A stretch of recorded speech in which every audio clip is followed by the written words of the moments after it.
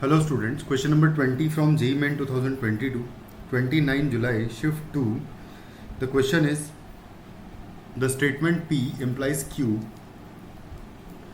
or P implies R is not equivalent to, कौन से statement के इक्विवेलेंट नहीं होगा ये हमें बताना है।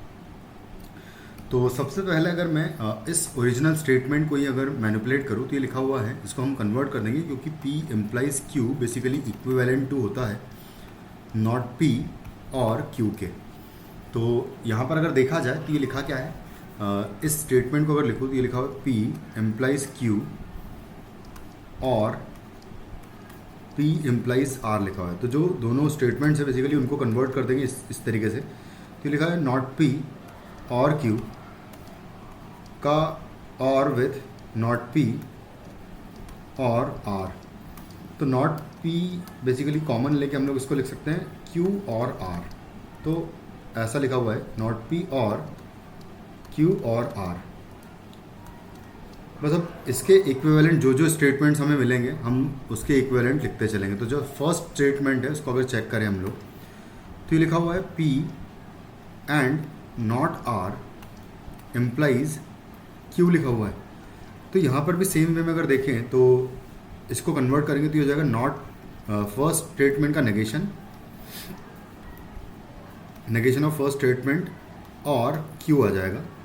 तो नेगेशन अगर लेंगे तो ये हो जाएगा नेगेशन ऑफ P और एंड जो है वो और में कन्वर्ट हो जाएगा और नेगेशन ऑफ नेगेशन R वापस R आ जाएगा और R है कुछ इस तरीके से। तो बेसिकली ये इक्विवेलेंट आ गया बिल्कुल एग्जैक्टली क्योंकि ये लिखा हुआ है नेगेशन ऑफ P और Q और R लिखा हुआ है, ये देखो है ना, क्योंकि और स्टेटमेंट है तो ऐसा हम लोग लिख सकते हैं इसको। तो फर्स्ट स्टेटमेंट तो इक्विवेलेंट है, तो ये हमारा आंसर नहीं होगा।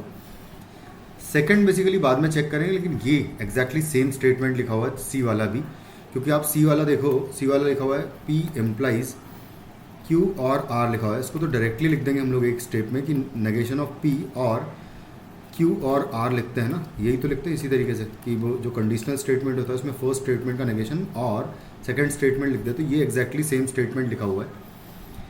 और डी ऑप्शन को अगर चेक करें तो डी ऑप्शन में भी P एंड नॉट Q है ना, इम्प्लाइज R है, सॉरी। तो कुछ इस तरीके से इसको भी अगर इक्विवेलेंट लिखेंगे तो ये हो जाएगा, कंडीशनल को हटा के लिखेंगे तो नेगेशन ऑफ फर्स्ट स्टेटमेंट लिखूंगा मैं और R लिखेंगे सेकंड स्टेटमेंट। तो नेगेशन ऑफ फर्स्ट स्टेटमेंट जो है वो अगर देखें तो आ जाएगा क्या, नेगेशन ऑफ P और में कन्वर्ट हो जाएगा स्टेटमेंट और नेगेशन ऑफ Q का नेगेशन क्या आएगा, वापस Q आ जाएगा और R है जिसको मैं बहुत आसानी से नेगेशन ऑफ P और Q और R लिख सकते हैं। तो डी स्टेटमेंट भी एग्जैक्टली सेम मिल रहा है, तो यानी कि बी ऑप्शन हमारा करेक्ट आंसर हो जाएगा क्योंकि A C D exactly match कर रहे हैं। Thank you.